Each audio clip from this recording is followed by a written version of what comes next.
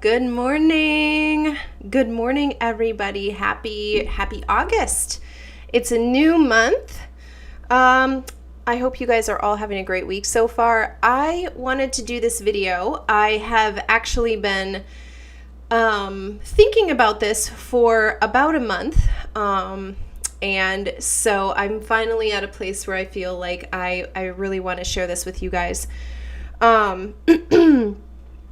You know, my channel, my YouTube channel, and actually my coaching and everything that I do about narcissistic abuse recovery is because if you guys are new to this channel, I started this based off of my own experience.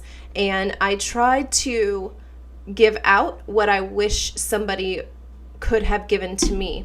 And that's truly how I started this, and the reason that I do all of these things is because I wish somebody could have given me what I try to give out in these in my videos and in my coaching sessions and in my mentorship programs and everything else that I do. And this is kind of one of those topics. By the way, just like really quick before we get into that, if you don't feel a connection, I cannot tell you how important it is that you feel a connection to somebody that you are going to receive from. If you don't feel the connection between your therapist and yourself, or your doctor and yourself, or any person who is speaking into your life, who's giving you advice, whether that's physical, mental, emotional, spiritual, it doesn't matter. If you don't feel a connection, you're not going to honor or receive from that person. And so it's really important. This is part of the reason why I chose to do coaching as opposed to therapy or counseling. These are three different activities. These have three different purposes. And for me, coaching most embodies what I wanted to be able to give away. So I just feel like it's really important that people know that if you don't feel a connection between yourself and the person that you're going to receive from, no matter how many degrees they have, no matter what experience they have, if you don't feel a connection, you won't receive from them. And so it's really important that you choose people that you're connected, that you truly feel have your best interest in mind when you're, no matter what you're doing, but especially if you're recovering from narcissistic abuse. You know, pick somebody that makes you feel heard, that makes you feel seen, and that you trust. Okay, so now let's get on to this topic. So this is a really important topic, and it's something that I think let me just say again, this is coming from my own personal experience, and I just now feel like I've gotten a revelation on this. So if you don't know, like, I just got engaged at the beginning of July. And, you know, my fiance and I are going to write our own vows. But, you know, when you say vows, we have some lines that we say, right? For richer, for poor, in sickness and in health, until death do us part, right? Like, these are things that are written into the vows. What if the vow only said, I will love you when you're poor, when you're sick, when it's bad times? What if that was the vow? And that sounds ridiculous, right? Why would you love somebody when it's hard, when everything is tough around you, when you're struggling, when it's a difficult season, right? Why would you say that? But yet that is what we say to a lot of people that we become connected to with friends.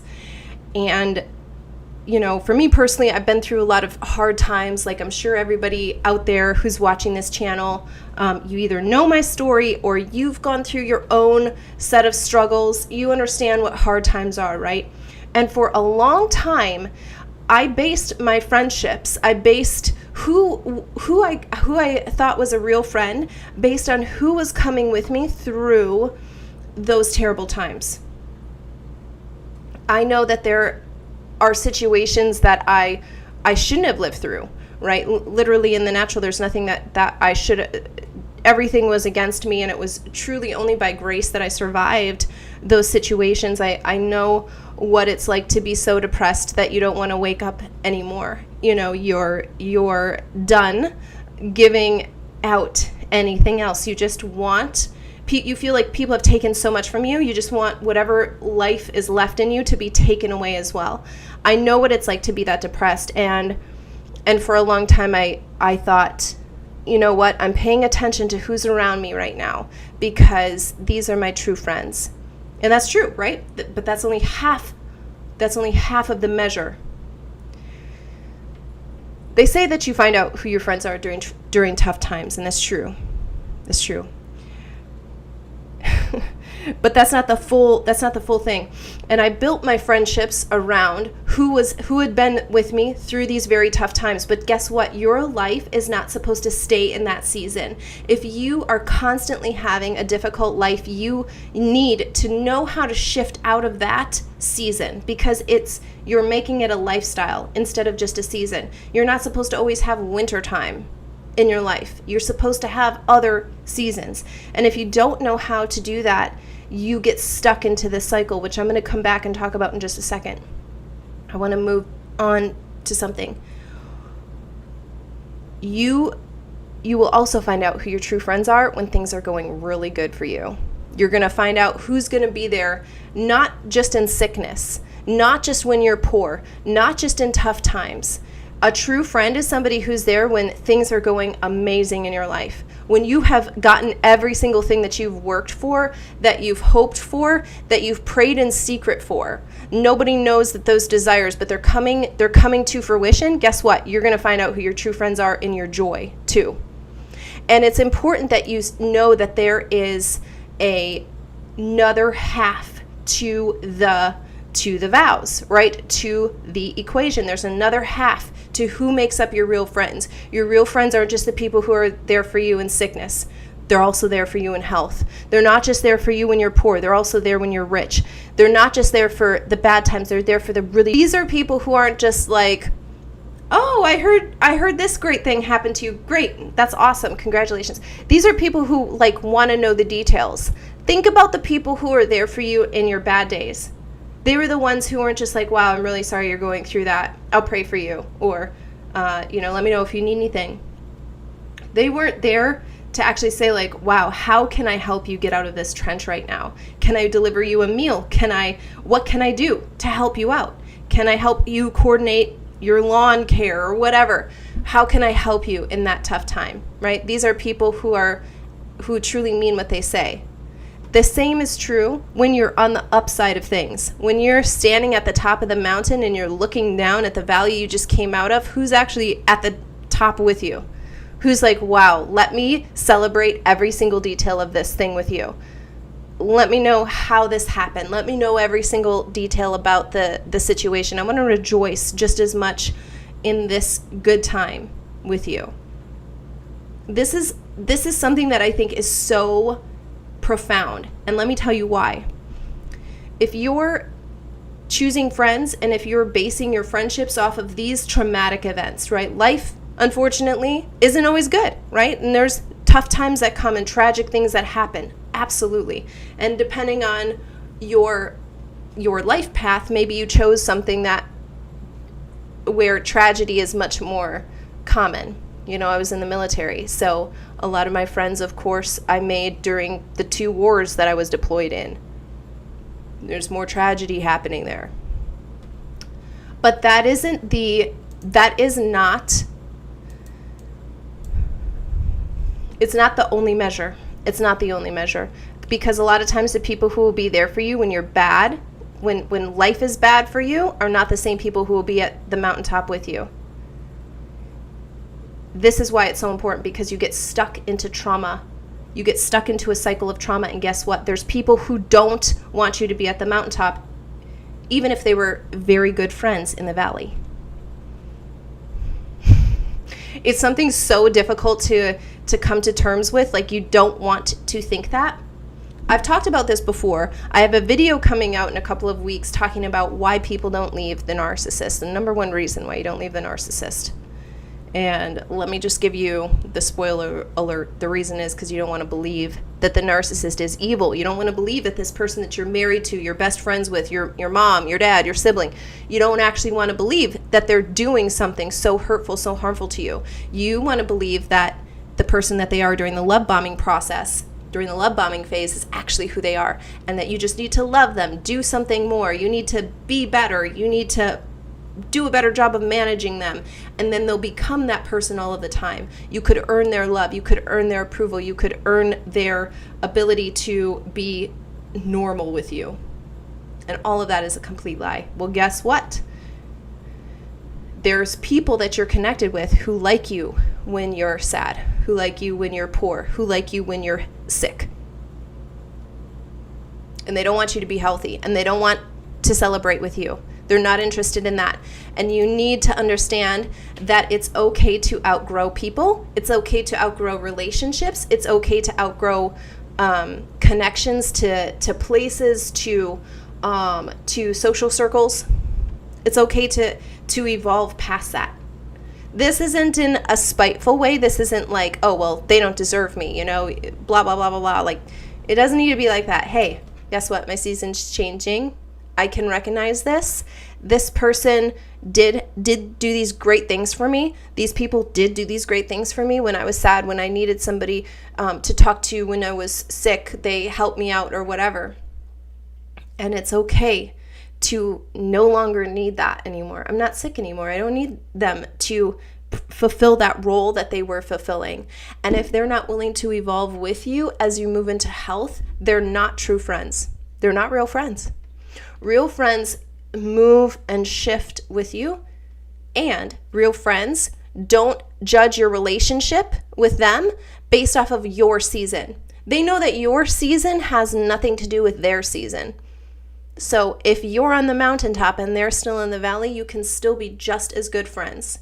They will celebrate with you, and you will help them in whatever way that they need. You can do both simultaneously. It's not an either or, it's a both and. And this is truly how friendships are supposed to be.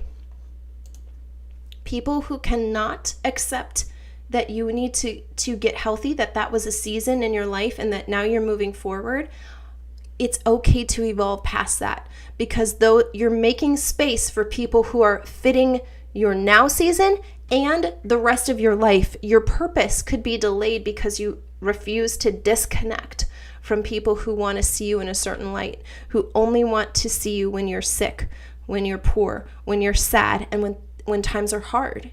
And it's important that you understand that not everybody thinks about things the way you do. You might think about things like, well, I would never do that. I would never think about that. That's great. I say this all the time to myself. Just because I don't think that doesn't mean that somebody else doesn't think that. And the inability to see reality, like what it is the reason why so many people spend way longer in the valley than they need to. They don't want to admit their mom, their sister, their dad, their best friend, their whatever, childhood, whatever, is keeping them in the valley. And they actually don't want them to go up onto the mountaintop. And this could be for a million different reasons. If you can't share your joy with somebody the same way that you can share your sorrow with, then they're not real friends. They're not. And this is something that I've truly had to start processing in my own life and recognize, wow, there's a part of myself who's used to trauma, who's used to tragedy happening, and it's keeping me tied to these people who are not willing to allow me. They don't want me to progress, and I will continue to remain at the level. I can only go so far as long as these people are keeping these connections in my life. And this is true. We need to be willing to let go of that so that we can move forward. Going back to what I said earlier with the vows, you wouldn't marry somebody who would say well, I'm only going to be with you when you're sick, when you're poor, when you're sad, when times are hard. I'm only going to be with you then. I'm not going to be with you when you're rich, when you're healthy, when you're joyful. I'm not going to be with you then. You would never marry somebody like that. So why do you keep friends who are only willing to be with you when half of that is filled, and it's the negative half? You don't want people who are only with you when things are great and you feel like you have to pretend that things are okay. But you do want people with you who are willing to rejoice with you when you've worked so hard to get to the mountain and now you want to enjoy the view. You don't want people who are constantly dragging you back to the place where you just fought so hard to come out of. So that's really the thoughts that I have for today, and I just want to encourage you that the way you choose friends can alert you to places in your own life, in your own heart, that need to get healed more. They need to get healed further. You could be still choosing friends based off of your trauma and not based off of your future. No matter how good you are, or like how much, you've changed or how you've evolved, you can still be making choices from your pain rather than from your healing. So I just wanted to share that. Let me just see if I got any comments before I get off of here. You changed my life and freed me from a scary narcissistic husband. Thank you, Angel. I am so glad, and I just rejoice with you in your freedom. Balance is essential 50-50. I'd argue it's 100-100. But yes. Okay, so you guys, all right, I think that's it for the comments. But I just wanted to just share this with you, and I hope that it's helped in some way. And this Friday, I will be releasing a video at noon on this channel. So if you haven't already, be sure to subscribe, and you'll get a notification when that comes out. Otherwise, I will see you guys next week, and have a great rest of this week.